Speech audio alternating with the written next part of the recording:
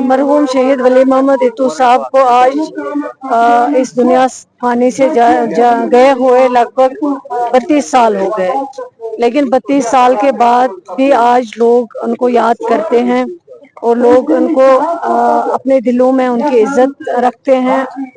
वो हर इस बरसी पे साबित होता है कि जब नूराबाद के लोग खासकर जहां वो एज एमएलए रहे, एज मिनिस्टर रहे और नूराबाद के डेवलपमेंट में उनका जो रोल रहा है, चाहे वो रोड कनेक्टिविटी हो, एजुकेशन सेक्टर हो या बाकी जितने भी डिपार्टमेंट्स हो, पावर डिपार्टमेंट हो, जितना उन्होंने काम किया है, कम टाइम मिला है उनको एज एमएलए, एज मिनिस्टर, लेकिन जितना उन्होंने उस कम टाइम में भी काम किया है, आज यहाँ के लोग उस काम को याद करते हैं और अपने लीडर को हमेशा वो उनके दिलों में इज्जत है और हमेशा उनका दुख है कि आज मरहूम इतो साहब जो है वो हमारे दरमियान नहीं है।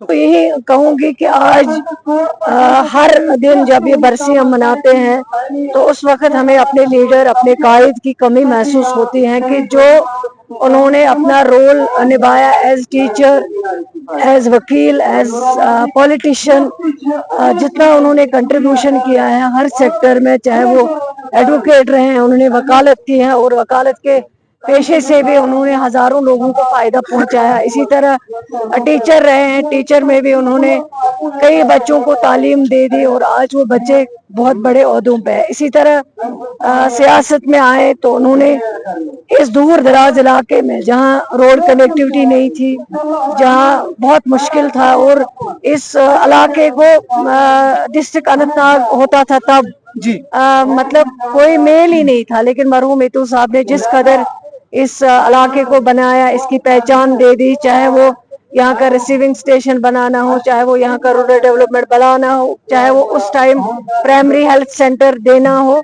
तो वो सारे काम, चाहे हर जगह पे तालीम का जाल बिछाना हो, वो उनका बहुत कंट्रीब्यूशन रहा है। तो आज यही वजह है कि लोग उनको आज भी याद करते हैं, आज भी उनकी खराज अकीदत करने के लिए यहाँ जमा होते हैं। बजाय रमजान का महीना है और इतने सुबह सुबह लोग यहाँ पे आए अपने लीडर को खराज अकीदत करने के लिए, यही वजह है कि इतू साहब यहाँ के दिलों में बसते हैं लोगों के और लोग उनको आज भी याद करते हैं और हमेशा याद करते हैं। क्वालिफिकेशन को लेकर तो उसमें क्या कहना चाहेंगे आप? यहाँ बदकिस्मती है कि यहाँ कुछ लोग जिनका कोई काम नहीं होता है, वो बस दिन में बैठ के फेसबुक चलाते हैं और हर एक चीज को तोड़ मोड़ के पेश करते हैं। जहां तक एजुकेशन सेक्टर का सवाल हो, चाहे वो प्राइवेट इंस्टीट्यूशन हो, चाहे वो गवर्नमेंट इदारे हो, हर एक का यही काम है बच्चों को तालीम देना। हमने जो बात की है उस इंटरव्यू में, उस बात को सही से नहीं पेश किया गया, बल्कि कुछ और चीजों को तोड़ मोड़ के पेश किया गया है। जैसे इंटरव्यू में हमने कहा कुछ कमियां जो है वो प्राइवेट स्कूल्स में भी है, कुछ कमियां जो है वो गवर्नमेंट स्कूल्स में है। जैसे कुछ प्राइवेट स्कूल हैं जहां इंफ्रास्ट्रक्चर इतना अच्छा है, अच्छे क्वालिफाइड टीचर्स भी हैं, वहीं कुछ गवर्नमेंट स्कूल है जहां कुछ कमियां है। लेकिन वहीं कुछ गवर्नमेंट स्कूल है जहाँ पे इतने अच्छे क्वालिफाइड टीचर है और कहीं कुछ प्राइवेट स्कूल है जिनमें टीचर इतने ज्यादा क्वालिफाइड नहीं है। मतलब दोनों सेक्टर में जो है जम्मू कश्मीर के बच्चों को तालीम दी जाती है, उनको पढ़ाया जाता है, उनको फायदा मिल जाता है। और यहाँ पे जो लोग बेकार बैठे हैं, जिनका कोई काम नहीं है, जो पॉलिटिकली ऑलरेडी लोगों ने जिनको रिजेक्ट किया हुआ है, वो बस समझते हैं कि क्या हमें मौका मिले, किस चीज को हम लाएं, और ये चीजों से कुछ नहीं होता है। लोग उनको इस चीज पे वोट नहीं देंगे कि सकीना इतू ने प्राइवेट को कुछ कहा, गवर्नमेंट को। मेरे लिए सब बराबर है। एज एजुकेशन मिनिस्टर मैंने देखे हैं प्राइवेट इदारे भी जहाँ बहुत अच्छी तालीम दी जाती है, जहाँ बहुत अच्छे बच्चों ने तालीम ली और बड़े बड़े ओहदों पे पहुंचे हैं। लेकिन मैं उनको यही बताना चाहती हूँ कि इससे आपको कुछ नहीं निकलेगा और इतना लोग चले जाते हो, आप इतना जबान का गलत इस्तेमाल करते हो। मुझे तो कई लोगों ने कहा है हम इसको इनके ऊपर केस लगाएंगे, लेकिन मैंने कहा कोई नहीं, इनको आदत हो गई है। पहले तो इनको यही नहीं है कि अपने आप को मुसलमान कहते हैं, लेकिन मुसलमान का मकसद और मतलब क्या होता है किस तरह औरतों की इज्जत की जाती है हमारे मजहब में, उसका भी इनको ख्याल नहीं है। तो इसलिए जो मैंने कहा वो मैंने कुछ कहा और इन्होंने तोड़ मोड़ के उसको किसी और तरीके से पेश किया है। उस्ताद जो है वो कहाँ पे भी तालीम दे, लेकिन उसका कंट्रीब्यूशन है, उसकी इज्जत है हम सबके दिलों में। जिस तरह मैंने कहा प्राइवेट में भी कुछ कमियां हैं, गवर्नमेंट स्कूलों में कुछ कमियां हैं, तो उन कमियों को हमें पूरा करना चाहिए, यही मेरा कहने का मकसद है। बिल्कुल जम के बैठे रहे, कोई उठा भी नहीं। तो यहाँ से दिखता है कि इट्टू साहब के लिए लोगों के दिल में आज भी कितना प्यार और मोहब्बत और जुनून है। और यहीं से दिखता है कि उन्होंने एक ऐसी एक विरासत मैडम सकीना जी के लिए छोड़ी है, मजबूत विरासत, जिसको लेके आज सकीना जी चल रही हैं। और हम यही दुआ करेंगे उस रब से कि मेरी छोटी बहन को मेरा मालिक, मेरा रब इतनी ताकत दे कि इस इतनी मजबूत विरासत को ये आगे चला सकें। और जो लोगों का प्यार इट्टू साहब के लिए था और जो उम्मीदें इट्टू साहब ने इनके दिलों में जगाई थी, वो उम्मीदें मेरी बहन इनकी पूरी करेंगी, इनके ख्वाब पूरी करेगी। और डीएचपुरा खुशनसीब है जिनको इट्टू साहब की एक बहादुर बेटी आज यहाँ क़यादत कर रही है इन लोगों का। और मुझे लगता है कि इट्टू साहब की कमी तो नहीं पूरी की जाती, बट सकीना इट्टू जी के रूप में इट्टू साहब की बेटी आज इन लोगों को, खैर फादर के बराबर कद तो नहीं, लेकिन इतना जरूर है कि कोशिश पूरी कर रही है कि मैं अपने फादर के वो जो अधूरे सपने हैं उनको पूरा कर सकूं। उसके लिए मैं दुआ करूंगा कि मेरा मालिक, मेरा रब इनको हिम्मत दे, इतना ताकत दे कि वो शहीद वली मोहम्मद टिक्कू साहब के सपनों को साकार कर सकें और लोग हमेशा मजबूती से इनके पीछे खड़े रहें और नेशनल कॉन्फ्रेंस को मजबूत करें। मेरे कायदे सानी डॉक्टर फारूक अब्दुल्ला साहब को मजबूत करें, मेरे कायद और लीडर और जम्मू कश्मीर के मुख्यमंत्री जनाब उमर अब्दुल्ला साहब को मजबूत करें।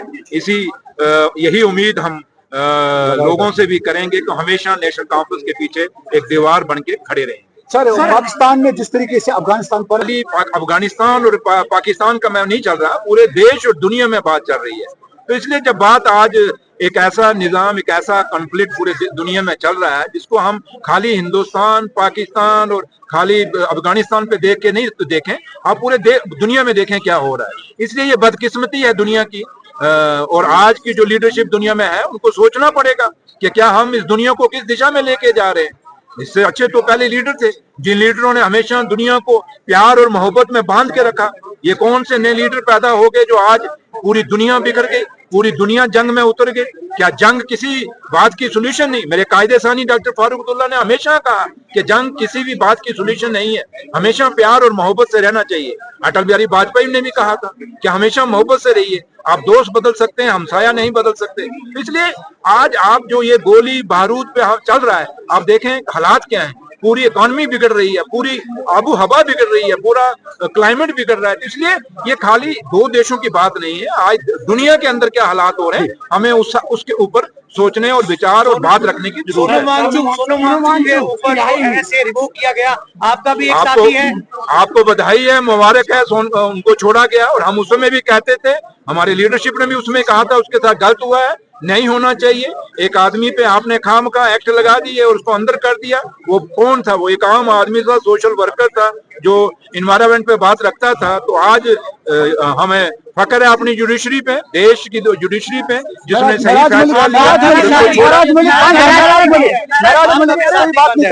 हमें भरोसा है कि जुडिशरी वहाँ भी अपना फैसला लेगी और जल्दी फैसला लेगी और इंसाफ होगा, ये उम्मीद हम करते हैं। सर, 2 दिन के बाद ईद है, बहुत सारे डिपार्टमेंट के मुलाजिम परेशान हैं, उनको तनख्वाह अब कौन से डिपार्टमेंट नहीं मिली, कौन से नहीं मिली, हमें तो आपके मुंह से सुन रहे हैं। तो अगर ऐसी बात है तो आप हमें बता दीजिए। ऑनरेबल नासिर साहब यहाँ बैठे हैं, ऑनरेबल एडवाइजर साहब, तो वो हम देख लेंगे किसको नहीं मिली। हाँ, रही बात के मैं आपके चैनलों के मुताबिक से अपने जम्मू कश्मीर के लोगों को ईद की बहुत बहुत बधाई देता हूँ, एडवांस मुबारकबाद देता हूँ।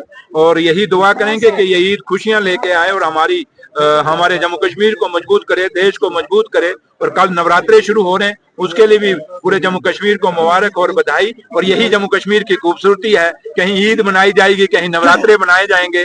लाख कोशिशें कोई करे कि हमारे हिंदू और मुसलमान के भाईचारे को तोड़ने की, ये कभी नहीं टूटेगी। यही खूबसूरती है कि हम इस मंच में जो लोग बैठे हैं, कहीं ईद मनाएंगे, कहीं हम नवरात्रे मनाएंगे, यही खूबसूरती है।